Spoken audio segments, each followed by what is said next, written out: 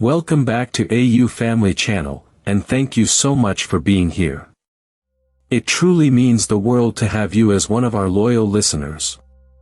If our stories have ever touched your heart, we are so grateful that you keep coming back to spend this time with us. So find somewhere comfortable, take a slow, deep breath, and let us begin today's story, together. The dog was not mine, and the old man was not my family, and yet the summer I turned 15, an arthritic golden retriever named Biscuit and her lonely owner became the closest thing to home I had ever known. It started as a chore, a way to earn a little money walking a neighbor's dog, and it became the thing that pulled me out of the loneliest year of my life. This is the story of a dog that was not mine and a man who was not my grandfather, and how the two of them, without ever meaning to, taught me that family is not always the people you are born to, but sometimes the ones you simply keep showing up for. The summer I turned 15, I was profoundly lonely, in the particular way that a teenager can be lonely in a house full of people. My parents were good people, but they were consumed by their own struggles that year, working constantly, exhausted, distracted, and my older siblings had moved on to their own lives. I had drifted from my friends, the way you sometimes do at that age, and I found myself with a long empty summer stretching ahead of me and no one to share it with. I spent most of my days alone, in my room, feeling invisible and forgotten, that specific ache of being surrounded by people who love you but are too busy to see you. And then I saw the notice. It was a handwritten note, taped to the community mailbox, in shaky handwriting. Dog walker needed, it said, small payment, must love dogs, and a phone number. I loved dogs, and I needed money, and more than either of those things, I needed something to do, somewhere to be, some reason to leave my room. So I called the number, and a gruff old voice answered, and that is how I met Mr. Abernathy and his dog. He lived alone in a small house at the end of my street, a house I had passed 1,000 times without ever wondering who lived there. He was, I would learn, 82 years old, a widower, and almost completely alone in the world, except for his dog. Biscuit was an old golden retriever, gray around the muzzle, slow and arthritic, with the gentlest eyes I have ever seen on any creature. She could not walk far or fast anymore, and that was exactly the problem, because Mr. Abernathy himself could barely walk at all, his own body worn down by age, and the two of them, the old man and the old dog, had been slowly becoming prisoners in that little house, neither of them able to take the other for the walks they both needed. And so he had put up the note, this proud old man, asking a stranger for help, because he loved his dog too much to let her waste away, even though asking for help clearly cost him something. I did not understand any of that at first. I just showed up to walk a dog. That first day, Mr. Abernathy was gruff and formal, sizing me up, clearly uncomfortable having a teenager in his home. He gave me terse instructions, handed me the leash, and sent me off with Biscuit, watching from his window to make sure I was trustworthy. And Biscuit and I went for our first slow walk together, her arthritic legs setting a gentle pace, and something in me relaxed for the first time in months.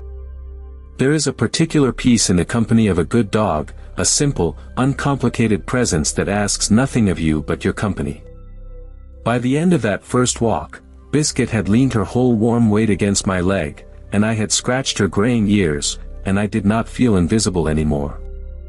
I felt, for the first time all summer, seen. By a dog. It was enough. I came back the next day, and the next, and slowly a routine formed. Every afternoon I would arrive at Mr. Abernathy's house, and I would take Biscuit for her slow gentle walk, and at first that was all. But Mr. Abernathy began, gradually, to thaw. He would have a glass of water waiting for me when I returned. Then a snack. Then he started inviting me to sit for a few minutes before I left, and those few minutes stretched into an hour, and then 2. And I discovered that behind the gruff old man was one of the most interesting people I had ever met, full of stories from a long life, lonely for company, and, though he would never have admitted it, as hungry for connection as I was. Two lonely people, brought together by an old dog. Mr. Abernathy had lived an extraordinary life, and he had no one to tell it to. His wife had died some years before, the love of his life, and they had never had children, and one by one his friends had passed away or moved away, until he was left almost entirely alone in that little house with only Biscuit for company. He was, I slowly realized, desperately lonely, in a way that frightened me, a loneliness far deeper than my teenage version, the loneliness of an old man at the end of a long life with almost no one left. And into that loneliness I had walked, by accident, looking to earn a little money, and I had become, without either of us planning it, the person he waited for all day. And he had become that for me too. Those afternoons at Mr. Abernathy's house became the center of my summer, the thing I looked forward to, the place I felt most myself. I would walk Biscuit, and then I would sit with the old man, and he would tell me stories, and ask me about my life, and listen, really listen, in a way that the busy exhausted adults in my own home did not have the space to do. He was interested in me. He remembered what I told him. He gave me advice, and encouragement, and the simple gift of his full attention. I had gone looking for a job and found, instead, a friend, an unlikely friend 70 years my senior, and the loneliness that had defined my summer simply melted away in his company. Biscuit was the bridge between us, the reason we had met and the thing we both loved. That old dog was the heart of that little house, and watching Mr. Abernathy with her taught me something about love. He adored her with a tenderness that was almost painful to see, this gruff old man gone soft over an arthritic dog. She was, I understood, the last living thing that connected him to his old life, to his wife, who had loved Biscuit too, to the years when his house had been full. Biscuit was not just a dog to him.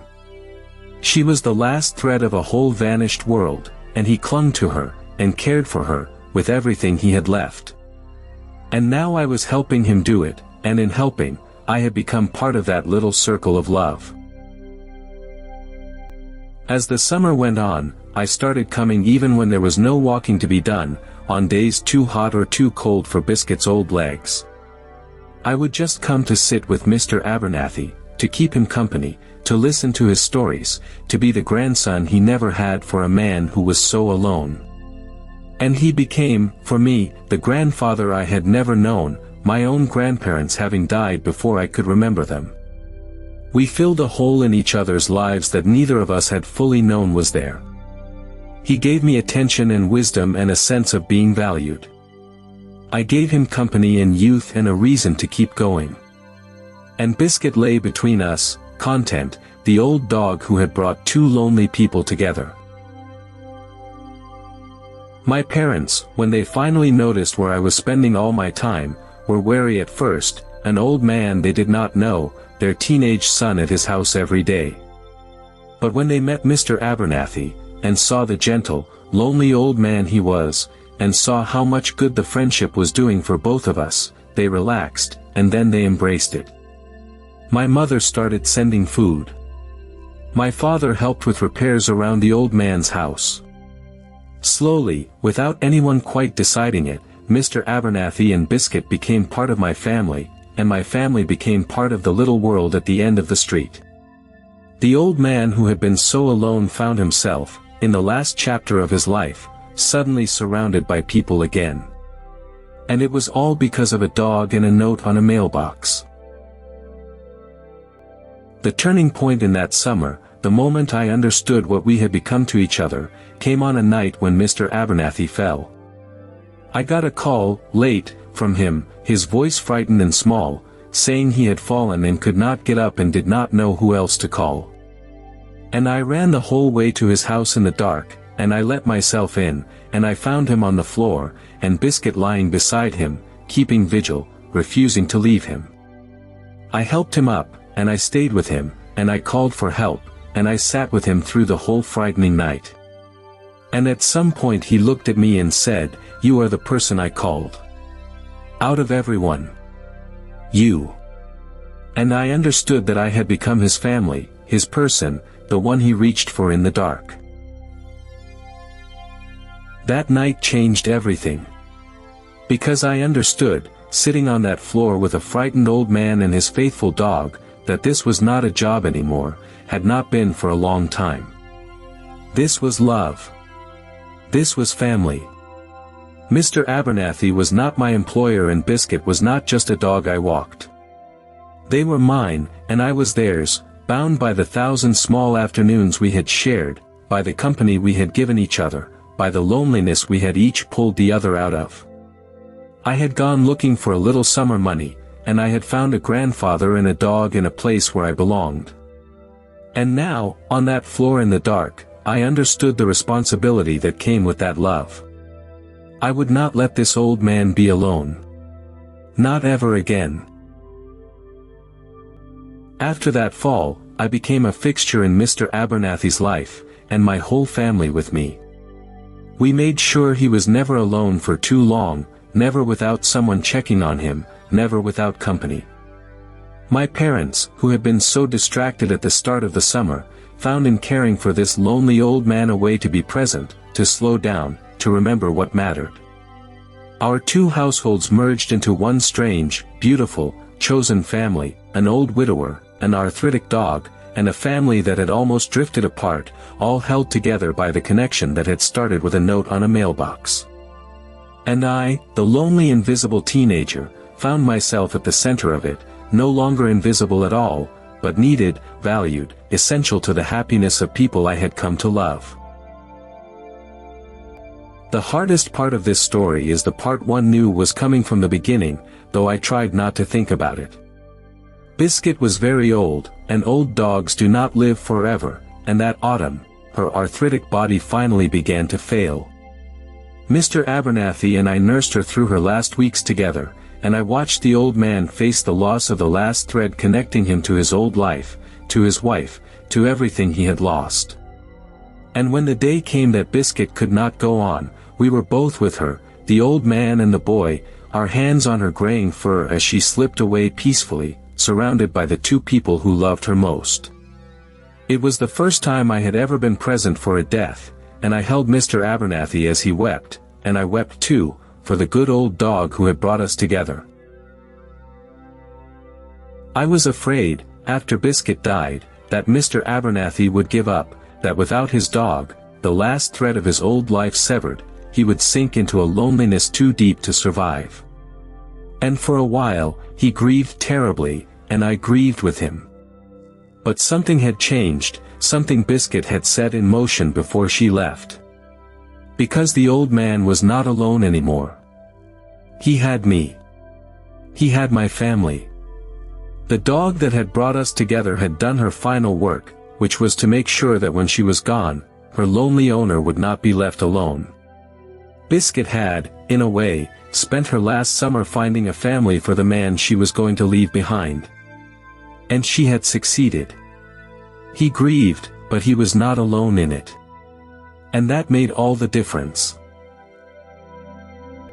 In the months after Biscuit died, our bond, mine and Mr. Abernathy's, only deepened, freed now from the chore that had first brought us together, revealed as the pure friendship it had become. I kept coming, every day, not to walk a dog, because there was no dog anymore, but simply to be with my friend, my adopted grandfather. And he kept telling me his stories, and giving me his wisdom, and being, for me, the elder I had never had. We had been brought together by a dog, but the friendship had outgrown the dog entirely. It had become its own thing, one of the most important relationships of my young life, and it would remain so for the rest of the time I was lucky enough to have him. Mr. Abernathy did something, that winter, that stunned me. He told me he wanted to get another dog.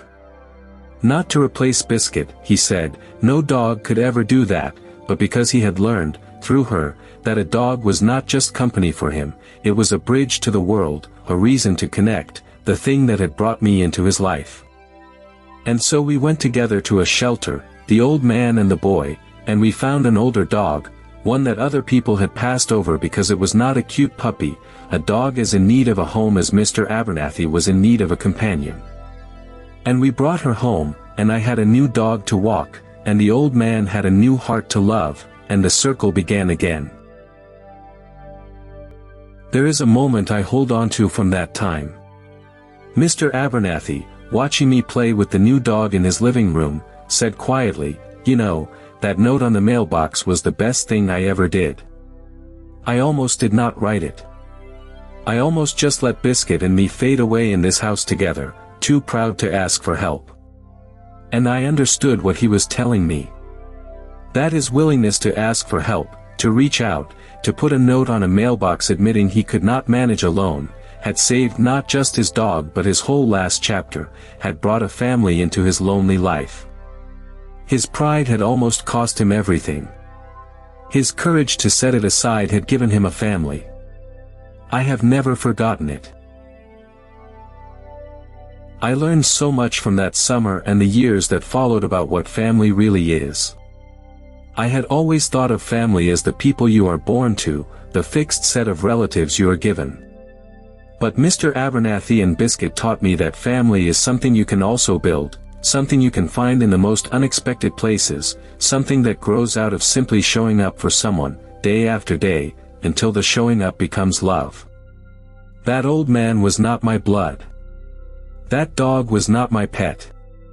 And yet they became, that summer, the family my heart most needed, as real and as dear as any family I was born to. Family, I learned, is not always given. Sometimes it is chosen, and built, and earned, one slow walk at a time. I stayed close to Mr. Abernathy for the rest of his life, which turned out to be several more years, years that I believe he would not have had without the family that a dog and a mailbox note had brought him. I grew up, and I got busier, but I never stopped coming, never let him be alone the way he had been before that summer. And when he finally passed away, an old man at the end of a long life, he was not alone. My family and I were with him, the chosen family he had found in his final chapter, holding his hands the way he had once held mine on the floor in the dark. He died surrounded by love, which is all any of us can hope for, and which he had nearly missed because of a note he almost did not write. The memory I treasure most is one of the ordinary ones, one of the 1,000 slow afternoons that made up our friendship. It is Biscuit and me on our gentle walk, her leaning her warm weight against my leg, and Mr. Abernathy watching from his window, and the golden light of a summer evening over all of it. It was such a small thing, that daily walk. It looked like nothing. A boy walking an old dog. And yet inside that small ordinary thing was the whole of what saved us both that summer, the connection, the company, the love that grew out of simply showing up. The most important things in my life have almost always looked, from the outside, like nothing much at all. A boy walking a dog. And everything, hidden inside it. I think often about how close I came to missing all of it. If I had not been lonely that summer, I would not have called the number. If I had not needed the money, I would not have shown up. If Mr. Abernathy had been too proud to write the note, we would never have met. So many small chances, so many ways it might not have happened, and if any one of them had gone differently, I would have spent that summer alone in my room, and an old man would have faded away in his house with his dog, and neither of us would have known what we had missed. The most important relationships of our lives so often hang on the thinnest of chances, a note on a mailbox, a phone call, a willingness to show up. I am so grateful I made the call. Mr. Abernathy taught me to value the elderly, the lonely, the overlooked, in a way that has shaped my whole life. Before that summer, old people had been almost invisible to me, a category rather than individuals, people I passed without seeing.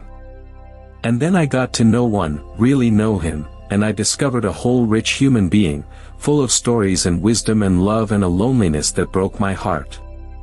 Every old person, I understood, is a whole world, a long life, a treasure of experience, and so many of them are desperately lonely, fading away in little houses at the ends of streets, waiting for someone to see them. I try, now, never to walk past them. I learned, from Mr. Abernathy, that the lonely old are among the most precious and overlooked people in the world. I want to say something about Biscuit, because a dog is at the center of this story, and dogs teach us things that people cannot. That old golden retriever, with her gentle eyes and her arthritic legs, was the bridge that connected two lonely people, and she did it simply by being what a dog is, a creature of pure presence, uncomplicated love, and the need for a daily walk. She asked for nothing but company and gave nothing but devotion, and in her simple animal way she healed two human hearts. I have loved many dogs since, but Biscuit will always be the one who taught me that sometimes the humblest creatures do the most important work, that a good dog can be the thread that holds a whole fragile web of love together. She was not mine. And she was one of the great loves of my life. People sometimes ask me whether it was hard, getting so attached to an old man and an old dog, knowing I would lose them both. And it was. I lost Biscuit, and then, years later, I lost Mr. Abernathy, and both losses were real griefs that I carry still. But I would not trade a single day of that love to have avoided the pain of losing it. The summer that dog and that old man came into my life was the summer I learned what family really is, what love really is, what it means to show up for someone until the showing up becomes belonging. The grief was the price of the love, and the love was worth any price. I would pay it again 1,000 times. Some things are worth grieving because they were worth loving. I have a dog of my own now, and children, and a full life, and every part of it was shaped by that summer. I walk my dog slowly, the way I walked Biscuit, and I pay attention to the lonely old people in my neighborhood, the way I learned to with Mr. Abernathy, and I try to build family wherever I find people in need of it, the way I stumbled into a chosen family at the end of my street. That summer did not just pull me out of a lonely year. It taught me how to live, how to see, how to love. An old man and an old dog, neither of them mine, gave me a whole way of being in the world. And I carry them with me, every day, in every slow walk and every lonely stranger I refuse to pass by. If there is one thing that summer taught me, it is that family is not only something you are given, but something you can build, anywhere, with anyone, simply by showing up for them again and again until the showing up becomes love. The lonely old man at the end of your street, the overlooked dog at the shelter, the people the world has forgotten, are not beyond the reach of family. They are waiting for someone to choose them, to show up, to keep coming back. And you have the power to be that someone. I was a lonely, invisible teenager, and I built a family out of a note on a mailbox and a willingness to keep showing up. You can build one too, out of whatever lonely people cross your path. Family is a thing we make. Go make some. I learned that loneliness, both the young kind and the old kind, is so often cured by the smallest, simplest things, a daily walk, a shared story, a willingness to show up. Mr. Abernathy and I were both drowning in loneliness that summer, and what pulled us out was not some grand intervention but simply each other, the ordinary daily gift of company. There are lonely people all around us, young and old, drowning quietly in houses full of people or houses empty of them, and the thing they need is not complicated. It is company. It is presence. It is someone willing to show up, again and again, and be with them. You can give that. It costs almost nothing, and it can save a life. It saved 2 lives, the summer I turned 15. There is an image I carry from that summer above all others. It is the sight of that handwritten note on the mailbox, in shaky old handwriting. Dog walker needed. Must love dogs. Such a small, ordinary notice, easy to walk past, easy to ignore. And behind it, a lonely old man and a dying old dog, and a whole family waiting to be born. I return to that image whenever I am tempted to walk past a small chance to connect, a note, a call, an opportunity to show up for someone. Because I know, now, what can hide behind the smallest, most ordinary invitation. A grandfather. A dog. A summer that changes your life. A family you did not know you needed. I almost walked past that note. I am so glad I stopped. The memory that means the most to me is from Mr. Abernathy's final days. He was very old by then, and near the end, and I sat with him, holding his hand, the way I had held it on the floor that first frightening night. And he looked at me, and he said, "You were the family I did not think I would get to have. Thank you for the note." And I knew he did not mean the note he had written, but the whole thing it had started, the family we had built out of nothing but showing up. And I told him he had given me just as much, a grandfather, a summer that saved me, a lesson in love I would carry forever. And we sat there, the old man and the young one, in the golden light, at the end of a friendship that a dog in a mailbox had begun. And it was enough. It was everything. I asked him once, near the end, whether he ever imagined, when he wrote that note, that it would lead to all of this, to a family, to years of love, to not dying alone. And he smiled, and he said no, that he had just been a desperate old man trying to get his dog a walk, that he had never dreamed a whole family would come through the door behind that note. And he said the thing I have carried ever since. He said, that is how the best things come. Not when you plan them. When you simply reach out, in your need, and let someone answer. He had reached out, in his loneliness, with nothing but a note on a mailbox. And a whole family had answered. Reach out, he taught me. You never know who will answer. You never know what family is waiting on the other side of a simple ask. These days, whenever I see a lonely old person, or an overlooked dog, or anyone fading quietly at the edge of things, I think of Mr. Abernathy and Biscuit, and I do not walk past. I stop. I show up. I make the call, answer the note, take the slow walk, sit for the long afternoon. Because I know, from the deepest experience, what can grow out of those small acts of showing up. A whole family grew out of them, the summer I turned 15, a family that was not mine by blood and became mine by love. And every time I show up for a lonely stranger now, I am carrying Mr. Abernathy and Biscuit forward, keeping alive the lesson they taught me. Family is a thing we build. Show up. Keep showing up. And watch what grows. If there is one thing I want you to take from this story, it is that the lonely people around you, the overlooked old man, the forgotten neighbor, the ones fading quietly at the ends of streets, are not beyond the reach of love and family. They are waiting, so many of them, for someone simply to show up. And you have the power to be that someone, to build a family out of nothing but a willingness to keep coming back. It will cost you some grief, in the end, because love always does. But it will give you far more than it costs. I found a grandfather and a dog and a whole chosen family the summer I answered a note on a mailbox.